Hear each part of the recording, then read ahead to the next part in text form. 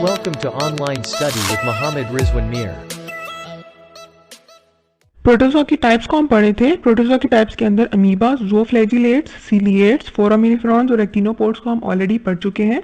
उसके बाद आज हमारे पास इसकी लास्ट टाइप जो एक बच गई है वो है एपीकम्प्लेक्सॉन्स, और उसको हम आज के टॉपिक में, आज के लेक्चर में स्टडी करेंगे। अच्छा, एपीकम्प्लेक्सॉन जो है ये एक लार्ज ग्रुप है पैरासिटिक प्रोटोजोआ का। पैरासिटिक प्रोटोजोआ का पैरासिटिक प्रोटोजोआ, पैरासिटिक की जहाँ हमने बात की, हमने कहा वो ऑर्गेनिजम्स होते हैं पैरासाइट्स जो कि किसी दूसरे ऑर्गेनिज्म के अंदर कोई ना कोई बीमारी या डिजीज कॉज करते हैं। ठीक है, तो एपीकम्प्लेक्सॉन्स जो है वो तमाम ऑर्गेनिजम्स जो कि एपीकम्प्लेक्सॉन्स जो हैं ये वो ऑर्गेनिजम्स हैं जो कि दूसरे ऑर्गेनिजम्स के अंदर कोई ना कोई डिजीज कॉज करते हैं। ठीक है, अच्छा, एक जो बड़ी एग्जांपल हमारे पास डिजीज कॉजिंग ऑर्गेनिज्म की एपीकम्प्लेक्सॉन्स के अंदर है वो हम कहते हैं दे आर प्लाज्मोडियम। प्लाज्मोडियम का नाम आपने ऑलरेडी पहले भी सुना होगा। बहुत सारे आप में से ऐसे स्टूडेंट्स होंगे जो जानते होंगे प्लाज्मोडियम कौन सी बीमारी कॉज करता है, और जिनको नहीं मालूम उनको हम ये बता देते हैं प्लाज्मोडियम तो जो है जनाब ये कॉज करता है मलेरिया। अच्छा, मलेरिया कैसी बीमारी है भाई? मलेरिया तो हम कहते हैं किसी मच्छर के काटने से होती है, तो प्लाज्मोडियम क्या चीज़? प्लाज्मोडियम क्या मच्छर होता है? नहीं तो। अच्छा, ये अब क्या क्या कहानी है इसके पीछे, इसको हम आज के लेक्चर के अंदर देखेंगे। सबसे पहले हम थोड़ी सी कैरेक्टरिस्टिक एपीकम्प्लेक्सॉन्स की पढ़ लेते हैं, उसके बाद फिर हम मलेरिया के ऊपर और प्लाज्मोडियम के ऊपर आ जाएंगे। ठीक है, एपीकम्प्लेक्सॉन्स के हम देख रहे थे। एपीकम्प्लेक्सॉन जो है उसकी कैरेक्टरिस्टिक को अगर हम देखें, एक उसकी ये कैरेक्टरिस्टिक है कि इनके अंदर कोई ख़ास लोकोमोटिव ऑर्गन जो है, लोकोमोशन के लिए ऑर्गन नहीं पाया जाता। ठीक है, दे लैक स्पेसिफिक लोकोमोटिव ये कह लें या लोकोमोशन ऑर्गन। ठीक है, ये इसके अंदर कोई ख़ास लोकोमोशन के लिए कोई ऑर्गन नहीं पाया जाता, बल्कि ये जो मूव करते हैं इनके लिए स्पेशल प्रोसेस हम इसको कहते हैं फ्लेक्सिंग के थ्रू जो है ये ऑर्गेनिज्म मूव करता है अगर इसने करना है। अच्छा, लाइफ साइकिल की जब हम बात करते हैं तो एपीकम्प्लेक्सॉन जो है ये ऐसे ऑर्गेनिजम्स हैं जो कि अपना लाइफ साइकिल जो है ऐसे हो सकता है कि अपनी लाइफ साइकिल के अंदर किसी खास स्टेज के ऊपर ये स्पोर्स प्रोड्यूस करें। ठीक है, स्पोर्स जो है वो हम जनरली प्लांट्स के अंदर देखते हैं। प्लांट्स के अंदर हमारे पास डिफरेंट स्पोर्स बनते हैं, तो जो एपीकम्प्लेक्सॉन्स है उनके अंदर भी स्पोर्स बन सकते हैं, और ये जो स्पोर्स हैं ये फिर आगे मज़ीद दूसरे ऑर्गेनिजम्स के अंदर एंटर हो सकते हैं और फिर वो उनके अंदर डिजीज़ कॉज कर सकते हैं, यानी इन्फेक्ट करने के लिए ये स्पोर्स यूज़ हो सकते हैं। अच्छा, एपीकम्प्लेक्सॉन्स से है एक और इनकी कैरेक्टरिस्टिक ये है कि ये अपनी लाइफ का कुछ हिस्सा जो है वो एक होस्ट के अंदर गुजारते हैं और कुछ हिस्सा जो है वो किसी और होस्ट के अंदर, यानी कि they spend part of their life, अपनी ज़िंदगी का एक कुछ हिस्सा जो है इन वन होस्ट, एक होस्ट के अंदर, and part of their life, अपनी ज़िंदगी का दूसरा हिस्सा जो है वो इन अनदर होस्ट, एक और होस्ट के अंदर गुजारेंगे। ठीक है, यानी कि इनको अपनी ज़िंदगी या अपने पूरे प्रोसेस है ज़िंदगी का उसे कंप्लीट करने के लिए दो होस्ट की ज़रूरत है। आधी ज़िंदगी वो एक के अंदर गुजारेंगे और आधी जो है वो दूसरे होस्ट के अंदर गुजारेंगे। ये सिर्फ इनके साथ नहीं बल्कि कुछ एनिमेलिया के अंदर जब हम इनवर्टिब्रेट्स को देखेंगे उनके अंदर भी कुछ ऐसे ऑर्गेनिजम्स आ जाते हैं जो कि अपनी लाइफ साइकिल को दो होस्ट्स के अंदर जो है वो कंप्लीट करते हैं। ठीक है, तो एपीकम्प्लेक्सॉन्स के अंदर हमने ये देख लिया कि जो अपनी लाइफ है ये दो होस्ट इनको चाहिए। इसकी एग्जांपल की जब हम बात की, हमने कहा प्लाज्मोडियम इसकी एग्जांपल है, तो अब हम आ जाते हैं उस चीज़ के ऊपर जो हमने आपको पहले बताया था कि प्लाज्मोडियम किस तरह से ह्यूमन बींग्स के अंदर मलेरिया को कॉज करता है। ठीक है, अच्छा, प्लाज्मोडियम जो है वो मलेरिया किस तरह से कॉज करते हैं इसको हम देखेंगे। प्लाज्मोडियम जो है वो एक ऐसा एपीकम्प्लेक्सॉन है जो कि ह्यूमन बींग्स के अंदर उनके ब्लड के अंदर एंटर हो जाता है, और ब्लड के अंदर किस तरह से एंटर होता है? वो through mosquito help, with the help of a uh mosquito, एक मच्छर के काटने से, एक मच्छर की बाइट करने से ये ह्यूमन बींग्स के अंदर, उनके ब्लड के अंदर शामिल हो जाता है। अब वो जो मच्छर है वो कोई आम मच्छर नहीं हो सकता, एक ख़ास किस्म का मच्छर है जिसे हम कहते हैं, जिसका एक ख़ास नाम है एनोफ्लिस। ठीक है, तो ये जो एनोफ्लिस मॉस्किटो है, एनोफ्लिस एक फीमेल मॉस्किटो का नाम है, इसके अंदर प्लाज्मोडियम एंटर होता है, और ये जो मॉस्किटो जब बाइट करता है किसी ह्यूमन बींग को, तो फिर ये प्लाज्मोडियम एंटर हो जाता है ह्यूमन बींग के ब्लड के अंदर। अच्छा, ब्लड के अंदर तो ये एंटर हो गया, अब ये क्या करता है? अब ये करता है कि ये अपनी लाइफ का एक हिस्सा जो है, ये रिप्रोडक्शन का जो फेज़ है वो ह्यूमन बींग्स के अंदर कैरी आउट करता है। वो किस तरह से कैरी आउट करता है कि इंसान का जो खून है वो कहाँ बनता है? हम कहते हैं कि हमारे जो रेड ब्लड सेल्स हैं वो डिवाइड होते हैं हमारे लिवर के अंदर। ठीक है, हमारा जो जिगर है उसके अंदर रेड ब्लड सेल्स जो हैं वो डिवाइड हो रहे हैं। अब ये जो प्लाज्मोडियम है ये क्या करता है कि हमारे लिवर के अंदर चला जाता है, वहाँ पे जाके जब हमारे रेड ब्लड सेल्स डिवाइड होते हैं, नए रेड ब्लड सेल्स बनते हैं, तो ये रेड ब्लड सेल्स का पार्ट बन जाते हैं। ठीक है, ये रेड ब्लड सेल का हिस्सा बन जाता है, और हिस्सा बनने के बाद ये क्या करता है कि जब रेड ब्लड सेल को बर्स्ट कर देता है, तोड़ देता है। ठीक है, अब एक रेड ब्लड सेल जब टूट जाता है, सपोज ये हमारे पास एक रेड ब्लड सेल है और इसके अंदर हमारे पास ढेर सारे प्लाज्मोडियम जो हैं, पहले इसके अंदर एक प्लाज्मोडियम एंटर होगा और वो फिर डिवाइड होता जाएगा। ठीक है, और फिर वो ढेर सारे प्लाज्मोडियम हो जाएंगे, फिर होगा ये कि ये जो रेड ब्लड सेल है ये एट लास्ट जो है ये बर्स्ट कर जाएगा, सपोज ये टूट गया।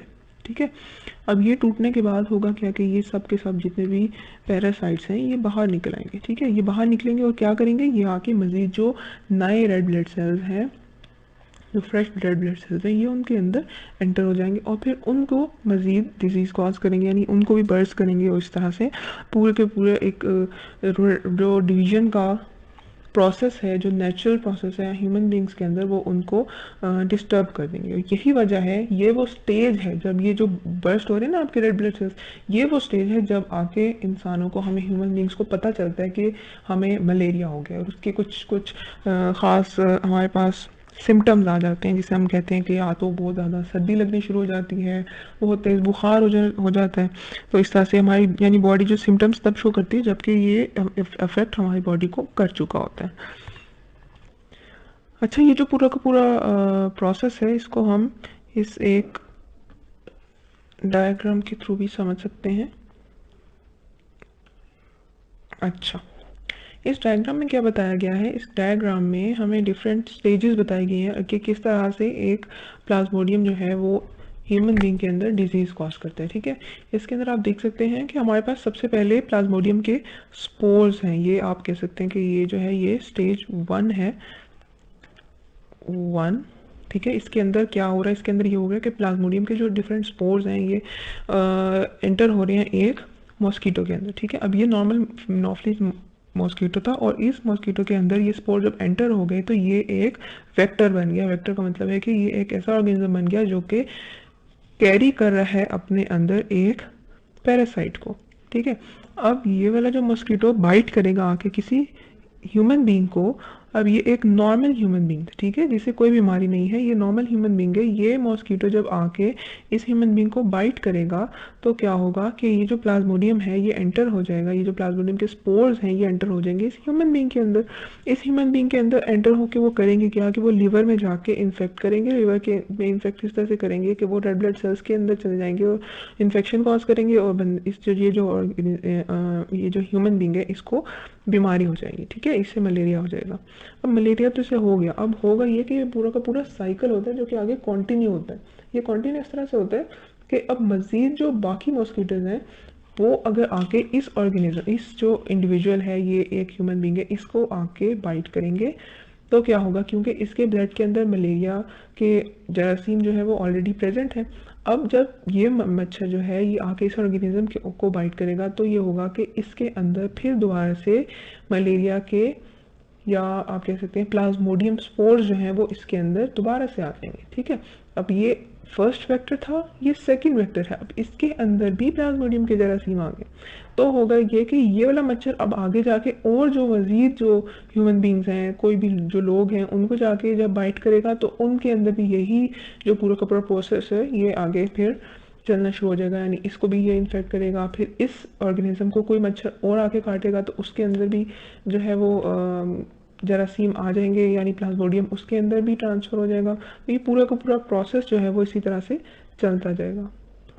एक और मुझे पिक्चर मिली बहुत अच्छी, जिससे आपको अंदाज़ा हो जाएगा कि किस तरह से किस हद तक जो है वो हमारे रेड, अब यहाँ पे आप देख सकते हैं हमारे पास डिफरेंट रेड ब्लड सेल्स की पिक्चर आपको दिखाई गई है कि नॉर्मल रेड ब्लड सेल्स जो हैं वो यहाँ पे ये आपके पास नॉर्मल हैं, ये जितने भी हैं ये सब नॉर्मल रेड ब्लड सेल्स हैं, ठीक है। लेकिन हमारे पास एक ऐसी जगह है जहाँ पे ये आप देख सकते हैं ये वाला जो सेल है या ये जो सेल है ये इन्फेक्टेड सेल्स हैं, और इसके अंदर हमें छोटे छोटे यहाँ पे आप देख सकते हैं आपको प्लाज्मोडियम दिख रहा है, और किस तरह से एक रेड ब्लड सेल की क्या हालत होगी और ये इस तरह से बर्स्ट हो जाता है, टूट जाता है, ठीक है। और प्लाज्मोडियम जो है वो इसके अंदर से रिलीज हो जाएंगे। अब ये जो रिलीज होंगे प्लाज्मोडियम, ये आगे जाके मजीद ये जो नॉर्मल जितने भी सेल्स हैं ये इनको इन्फेक्ट करते जाएंगे, और एक ही वक्त में हमारे पास हज़ारों की तादाद में सेल्स जो हैं वो टूटते जाते हैं, बर्स्ट कर जाते हैं, और उसकी वजह से हमें डिजीज़ कॉज होती है। तो ये हमने देख लिया कि हाउ प्लाज्मोडियम कॉज मलेरिया, ठीक है। और हम बेसिकली पढ़ क्या रहे थे, हम एपिकम्प्लेक्सॉन जो कि एक प्रोटोजोआ की एक टाइप है, प्रोटोजोआ का एक ग्रुप है, बेसिकली हम उसको स्टडी कर रहे थे। तो ये तो हमारा आज का टॉपिक है, यहीं पे हम इसको ख़त्म करेंगे और थोड़ा सा समराइज़ कर लेते हैं हमने क्या क्या कुछ पढ़ा। हमने सबसे पहले तो बात की थी कि हम पढ़ रहे थे प्रोटोजोन्स को, प्रोटोजोन, ठीक है। प्रोटोजोआ के अंदर फिर हमने देखा था कि इसकी मज़ीद आगे से टाइप्स हैं। एक हमने इसकी टाइप देखी अमीबा, उसके बाद हमने एक और टाइप देखी ज़ूफ्लैजिलेट्स, ज़ूफ्लैजिलेट्स। अच्छा, उसके बाद हमने एक और टाइप देखी एक्टिनोपोड्स को हमने देखा। एक्टिनोपोड्स के अंदर हमने फोरामिनीफेरॉन्स को भी देखा, फोरामिनीफेरॉन्स को देखा। उसके अलावा हमने सीलिएट्स को देखा, और आज के लेक्चर के अंदर फिर हमने एपिकम्प्लेक्सॉन्स को देखा, कम्प्लेक्सॉन्स, ठीक है। तो ये हमने बेसिकली प्रोटोजोन्स की टाइप्स इनको देखा। थोड़ा थोड़ा हम इनकी कैरेक्टरिस्टिक्स को याद करते जाते हैं कि हमने क्या क्या पढ़ा था। हमने देखा था कि जो अमीबा है वो यूनिसेलुलर होते हैं या फिर और इनकी कोई ख़ास डेफिनेट शेप नहीं होती, ठीक है। उसके अलावा हमने ये देखा था कि अमीबा जो मूव करता है वो सूडोपोड्स के थ्रू मूव करता है। उसके एग्जांपल्स के अंदर हमने कहा था कि एक जाइंट अमीबा आ जाता है या फिर एंट अमीबा हिस्टोलाइटिका इसकी एक एग्जांपल है जो कि ह्यूमन बींग्स के अंदर डायसेंट्री कॉज करती है। उसके बाद हमने ज़ूफ्लैजिलेट्स को पढ़ा था। ज़ूफ्लैजिलेट्स के अंदर हमने क्या देखा था कि ये यूनिसेलुलर ऑर्गेनिज्म है, और इनमें से कुछ ऐसे ऑर्गेनिज्म हैं जिनकी कॉलोनीज भी हो सकती हैं।